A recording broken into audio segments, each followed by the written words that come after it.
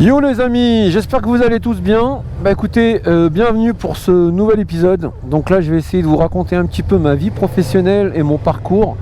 Donc quand j'étais gamin, bien sûr forcément j'ai fait comme tout le monde, hein. Collège, lycée, d'ailleurs il est juste en face, mon collège et mon lycée. Après malheureusement on nous a envoyé sur une voie de garage, comme cette époque-là le voulait, hein. Les filles, qu'est-ce que vous voulez faire? Rap coiffeuse. Les mecs, c'était mécano, tourneur fraiseur ou peu importe. Et puis j'ai fait un BEP, un bac pro. Et après, niveau professionnel, j'ai commencé. Je voulais travailler en tant qu'étudiant chez McDo. Alors les amis, j'ai fait 15 jours chez McDo, hein. Alors là, je vais vous dire 15 jours. Alors c'était une année. Je vous explique où ils mettaient les filles à la caisse. Par contre, les mecs, c'était serpillière dans la salle. Et moi, je me rappelle, je suis quelqu'un qui aime bien quand même apprendre. Et puis, je suis pas là pour faire le larbin et à laver la salle toute la journée, quoi. Donc, le manager, je pense qu'il m'aimait pas trop, hein. Il avait une tête de facho quand même, le mec, hein. Et je lui avais dit, écoutez, moi, j'aimerais bien apprendre à faire des hamburgers, pas forcément tenir la caisse si vous décrétez que c'est les filles uniquement, mais que je puisse... le mec non. Et puis un jour, j'étais un peu mal luné ce jour-là, fallait pas me chauffer. Il est arrivé, moi j'étais en train de me faire chier à faire toute la salle. Et les amis, j'avais le seau, il était noir, tellement que je venais nettoyer la salle. J'avais la serpillière, elles étaient grandes, des serpillières énormes. Et là, il est venu me casser les couilles dès son arrivée. Et là, je vous jure, mes amis, hein, je plongeais la serpillière noire dans le seau, je la plongeais, lui il était avec sa chemise blanche. J'ai pris la serpillière mouillée, je lui ai mis sur la tronche et je l'ai essoré sur lui. Mais quand je vous dis que sa chemise elle était grise ou voire noire même, je l'ai étouffé en essorant la serpillière et je me suis barré. Mais je suis même pas venu récupérer mon chèque. C'est ma mère une fois qui me dit tiens, t'as ton chèque qui est arrivé là, un chèque, le solde tout compte, super. Et là après les amis, je vous en ai déjà parlé, je suis venu ici travailler chez Spizza 30 minutes. Vous voyez d'ailleurs, maintenant c'est devenu un salon de massage. Spizza 30 minutes où j'ai commencé comme livreur avant d'être manager, assistant manager. Là c'était le petit bar de Hussein. Et je faisais donc ça en tant qu'étudiant. Et par la suite, je suis devenu manager. Et quand j'ai commencé à travailler en 94 chez Rent-A-Car, je faisais aussi deux boulots, c'est-à-dire que je finissais Rent-A-Car à 18h30 et je venais livrer des pizzas ici jusqu'à 19h30. Et après, j'ai travaillé également ici, là où il y a le petit Franprix, c'est un labo photo. Je vous avais expliqué que j'avais travaillé pour aller récupérer des pellicules photos chez des photographes professionnels. Je faisais ça le matin, 8h30, 18h30, comme c'est dans la même rue. Je faisais Spizza 30 minutes de 19h30 à 1h du matin. Voilà. Mais j'ai toujours eu deux boulots en même temps. Voilà, j'étais vraiment un acharné du travail. Et puis j'aimais ça parce que franchement, quand on dit que le travail c'est la santé, moi je suis complètement d'accord. Quand je travaille pas, je me sens vraiment pas bien, quoi. Déjà quand je suis en arrêt de maladie et que je suis obligé de prendre 4 ou 5 semaines, je crois que le maximum que j'ai pris c'est 6 semaines suite à une opération, mais je tournais en rond les amis, mais vraiment je tournais en rond.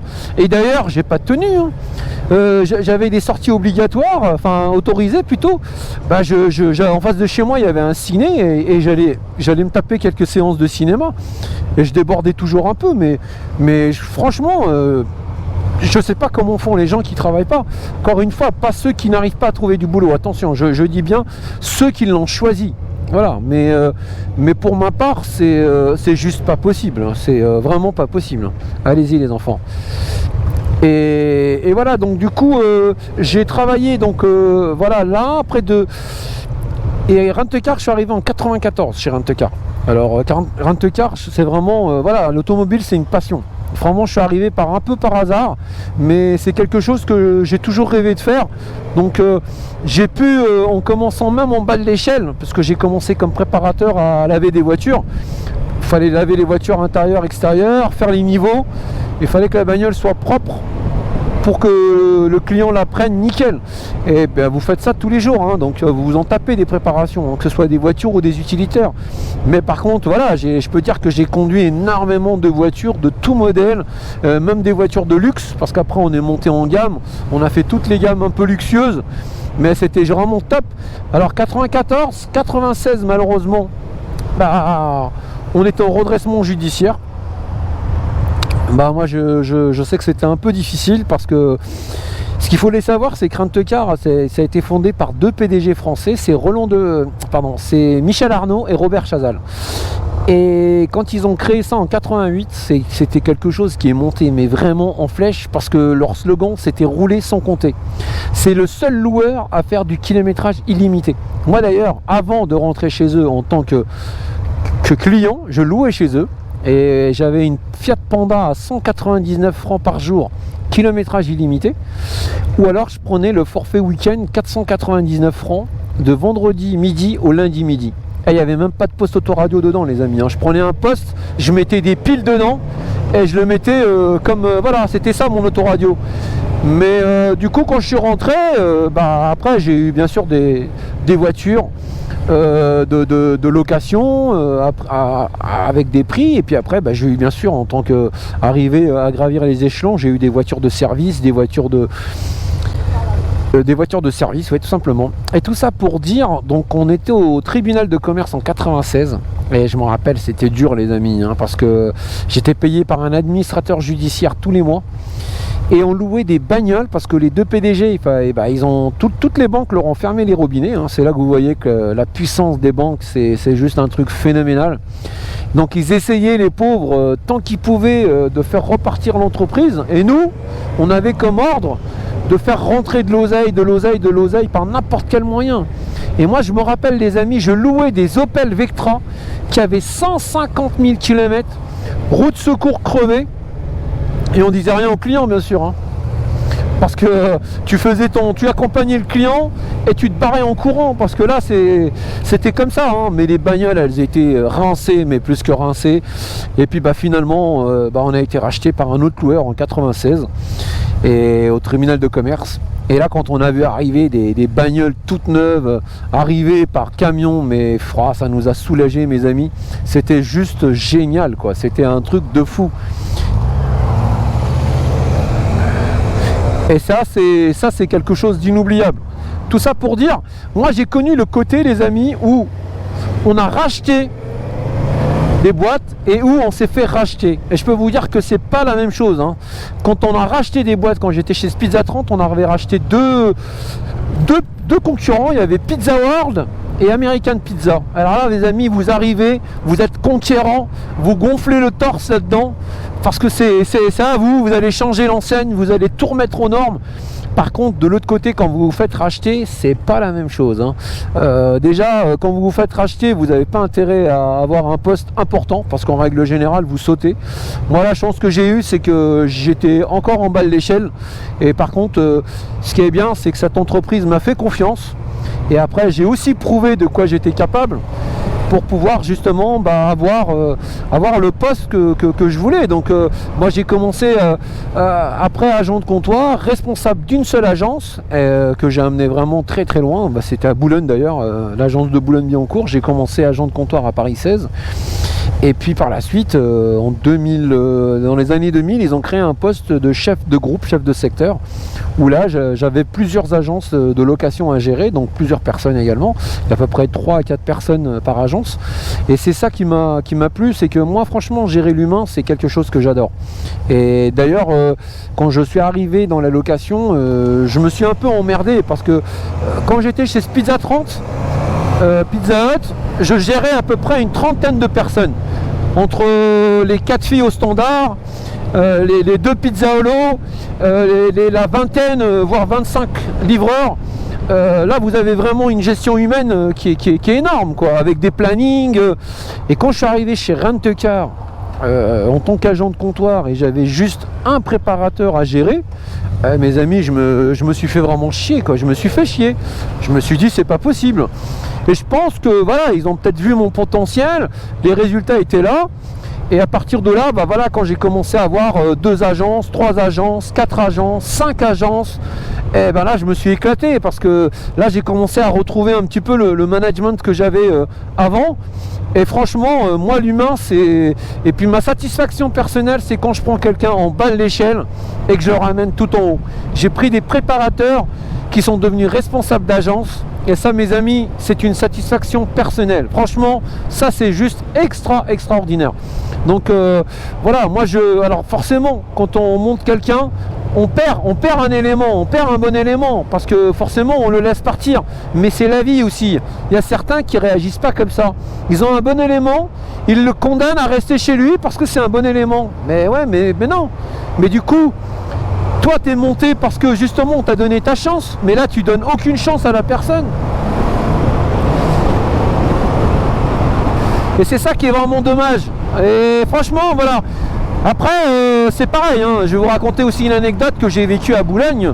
Mais vraiment, voilà, le racisme gratuit, quoi. Donc j'étais donc le chef de groupe, hein, je gérais plusieurs agences. J'arrive un matin, et donc il y a un gars qui travaille avec moi, qui s'appelle Alexandre. Donc un bon français, un bon gaulois, hein, sans aucune... tout ça pour dire, on arrive, on se boit un petit café, il y a un monsieur qui rentre, bah, je vais gentiment pour le servir. Et là les amis, il me dit, je vais pas être servi par vous, je vais être servi par monsieur. Je vous jure, c'est vrai. Hein. Et moi je le prends très zen, hein, mais vraiment plus que zen. Et du coup ça m'a tellement fait sourire. J'ai dit à Alexandre, écoute, je te laisse servir le monsieur, moi je suis au café, je vais boire un petit café, si tu as besoin de moi, il n'y a pas de problème, je suis là. Et c'est là où je vous dis que parfois les amis, il y a vraiment un bon Dieu et que la roue peut vraiment tourner. Et ça, quand ça vous arrive, je vous jure que c'est jouissif. C'est mieux que de tirer un coup sa mère. Vous savez quoi? Apparemment ce monsieur, du coup, n'avait pas son justificatif de domicile, tout simplement. Et là, Alexandre m'appelle sur mon portable et me dit, Mad, il y a un problème, le monsieur n'a pas son justificatif de domicile. Ah bah je lui dis, alors là, bouge pas, je vais me le payer, j'ai envie de me le payer celui-là. Donc bouge pas, j'arrive. Alors là les amis, comment c'est trop bon. Je suis arrivé et je lui ai dit tout simplement, je lui ai dit bonjour monsieur, il me dit oui.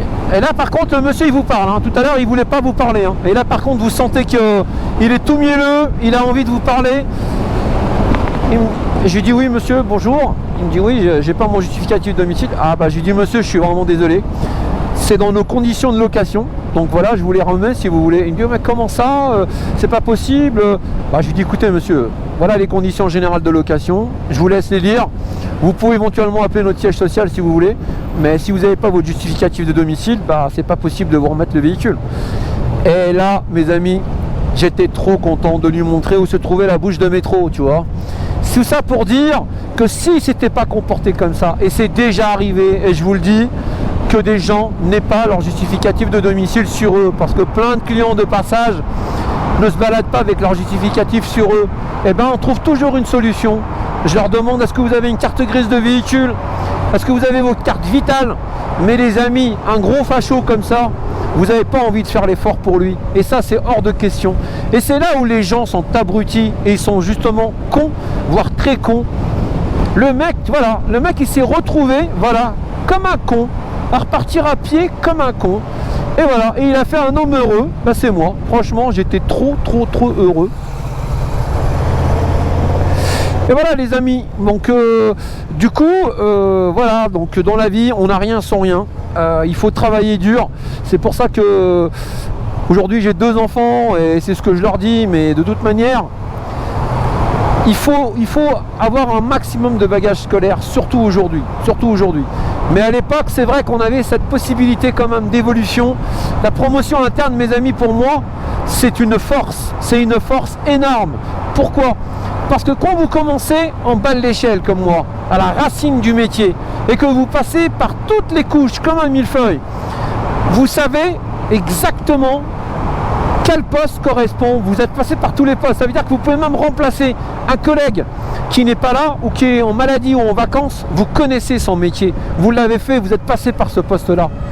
Avant d'arriver tout en haut, mes amis, c'est bien d'arriver, de commencer par le bas. Et le problème d'aujourd'hui, et ça c'est un reproche que je fais à l'ensemble des entreprises d'aujourd'hui, c'est qu'elles ont tendance à recruter des gens, et des fois des gamins qui sortent des écoles, des HEC ou compagnie, et les mecs en fin de compte, ils sont parachutés par le haut sans connaître le bas, et ils veulent venir t'apprendre ton métier. Et ça c'est frustrant, parce que c'est des gamins de 25 piges ou 30 piges, alors que toi tu en as 50, et ils veulent t'apprendre ton boulot. Et ça c'est le petit reproche d'aujourd'hui. Et parce que moi je trouve que la promotion interne c'est vraiment une force mais phénoménale. Et c'est ça qui est vraiment dommage. Mais bon voilà, je sais pas, peut-être que moi en tous les cas c'est quelque chose que j'ai toujours favorisé. Par contre voilà, un truc aussi que j'ai aimé faire moi-même, quand on dit qu'on est toujours mieux servi que par soi-même, c'est le recrutement. Moi je me rappelle dans ces grosses boîtes, ils ont tendance à vous recruter du monde et qu'ils vous les parachutent sur le terrain, mais les mecs, je vous jure, c'est des bras cassés. Quand je vous dis des bras cassés, c'est que on voit que le recrutement a été très très mal fait. Moi, lors d'une réunion, j'étais l'un des premiers à dire, écoutez, moi j'aimerais bien faire mes recrutements moi-même. Je me rappelle de l'ancienne RH qui est aujourd'hui à la retraite, qui m'a dit, Mad, écoute, si tu veux le faire toi-même, franchement, vas-y, ça va vraiment me tirer une épine du pied. Je lui ai dit, écoute, moi je veux bien les faire moi-même. On les revoit ensemble une seconde fois pour éventuellement avoir un avis ensemble et en parler, mais j'aimerais bien effectivement d'abord les recruter moi-même. Et ben vous savez quoi, il y avait une agence ANPE juste à côté de l'agence. J'avais activé une annonce pour préparateur, une annonce pour agent de comptoir, parce que c'est les deux postes que vous recherchez le plus souvent. Là c'est là où il y a le plus de turnover. Et franchement mes amis, je vous jure, je me suis rarement loupé. Mais le fait de les accueillir, de discuter avec eux, de voir ce qu'ils ont fait, de les faire parler pour éventuellement un petit peu les analyser. Parce que et là, franchement, c'est autre chose. C'est vraiment autre chose que de les rencontrer à la va-vite dans un bureau au siège, où parfois ils n'ont pas forcément le temps. Et puis surtout, ils ne connaissent pas forcément notre métier sur le terrain. C'est pas méchant quand je dis ça. Mais je veux dire, notre métier, il faut quand même le connaître. La RH, il faut déjà qu'elle comprenne comment fonctionne l'entreprise, quels sont les postes, quelles sont les définitions de chaque poste. Et ça, éventuellement, si elle l'a bien assimilé et bien compris, c'est ok. Mais en même temps, je trouve que le responsable qui doit donc le prendre dans son secteur, c'est très important qu'il puisse aussi le voir. Et ça, franchement, c'est quelque chose, voilà, j'ai fait en sorte vraiment de changer ça. Et c'était génial, hein. Franchement, ça m'a... Voilà, je me suis constitué des équipes, mais de malades. On n'avait plus de turnover, on charbonnait comme des dingues. Il n'y avait pas Les mecs, ils étaient tellement contents de travailler, je vous jure, c'est vrai. Quand ils avaient fini leur boulot, s'il y avait encore du boulot, ils restaient d'eux-mêmes. On n'avait même pas besoin, c'est moi qui leur disais, mais t'as fini, rentre chez toi. Ouais, mais attends, Mad, t'as encore des retours, attends, il y a encore un véhicule à te garer, attends, il y a encore ça. Et ça les gars, quand on arrive à ça, c'est un pur bonheur. Alors ça se fait pas du jour au lendemain, ça c'est vrai, mais franchement c'est génial. Putain, c'est vraiment... la circulation les amis, moi je vous jure que ce couvre-feu de 18h, c'est la pire des choses. Parce que tout le monde se barre en même temps pour arriver chez lui, peut-être faire les derniers achats, mais là, c'est l'horreur. Et puis en plus les bandes blanches là, j'aime pas trop rouler dessus. Bon, on va de manière sortir ici parce que là c'est... attention. Ouais voilà, tout ça pour vous dire que il faut s'accrocher dans la vie. Il faut s'accrocher quand on veut quelque chose. Ben voilà, moi ce que j'ai entre les mains là, c'est quelque chose dont j'ai rêvé toute ma vie en tant que gosse. Et franchement le VMAX, le jour où je l'ai eu à moi, je suis parti le chercher avec une remorque en Auvergne. Les amis, je dansais dans la voiture. Je vous jure, je dansais dans la voiture. Et à chaque arrêt, quand j'étais à la station pour faire le plein ou m'arrêter pour boire un café, mais je le contemplais, mais j'arrivais pas à croire que c'était enfin à moi, que c'était vraiment à moi. Mais franchement, je vous jure, je sais pas comment vous décrire ça. J'y croyais pas. Je me suis même réveillé dans la nuit pour aller voir si c'est vrai ou pas. C'est juste impressionnant quoi. Là par contre récemment j'ai fait un cauchemar, moi je vous jure. J'ai fait un cauchemar avec mon 1700 où on sortait au resto en famille, et mon frère il a été me garer mon 1700 mais plus loin qu'il le faut. Je dis mais t'es fou, fallait me le mettre juste là devant mon nez, là devant le resto, là je le vois en vitrine. Attends, tu l'as mis où? Je prends la clé pour aller le récupérer, mes amis, et là je le vois pas. Et je vous jure, ça m'a réveillé tellement que tellement que ça m'a pris, tellement que c'est vraiment important pour moi. C'est deux choses qui sont vraiment vraiment vital pour moi. Franchement, c'est vraiment vital. Ne fera-ce que de les voir, de les toucher, de les cajoler. Je sais que parler comme ça d'une machine, certaines personnes ne comprendraient pas parce qu'ils vont me dire mais attends, c'est juste une moto, c'est un amas de tôle. Mais je sais pas, parce que quand vous avez rêvé toute votre vie de quelque chose et que vous avez eu cette patience d'attendre, parce que les amis, quand on grandit avec rien, eh ben on apprend à être patient, parce que rien plus rien, bah, ça fait toujours rien, hein. Donc on n'a pas le choix.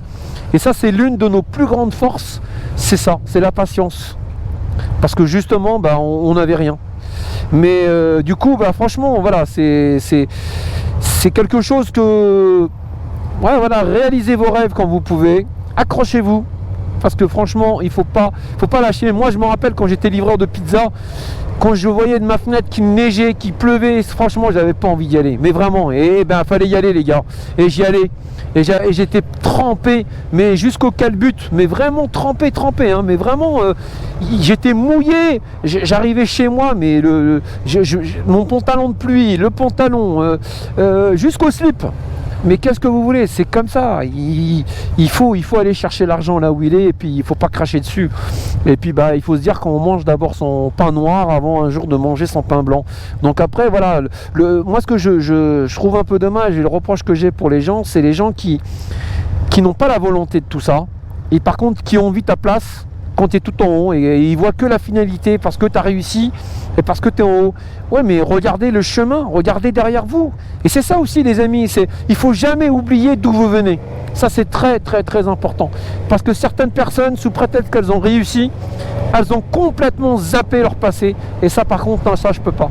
Moi de temps en temps, ce que j'adore, c'est regarder derrière moi justement, pour voir tout ce long chemin parcouru, et pour voir justement où j'ai réussi à arriver, quoi, franchement. Et alors par contre c'est vrai que quand on a côtoyé la misère, les amis, on a l'œil du tigre. Franchement, l'œil du tigre, on l'a en permanence. Et ça, c'est vrai. Moi, quand je veux quelque chose, je me le mets dans la ligne de mire. Et tel Terminator, je vous jure que je ferai tout pour y arriver et pour arriver à mes fins. Ça demandera le temps que ça demandera. Par contre, moi, je compte pas en temps. Ça m'est complètement égal. Parce qu'encore une fois, j'ai une patience de dingue. Mais je sais qu'au bout du bout, je l'aurai. Voilà. Et ça, c'est valable pour tout. Pour tout, mes amis. Et ça, c'est juste extraordinaire. Bon, écoutez, là, je suis arrivé. Hop, allez, je vais passer. Terminé, parce que sinon, on va jamais y aller. Bah, je vous dis à très bientôt, les amis. À plus. Ciao. Portez-vous bien et faites attention à vous. Salut.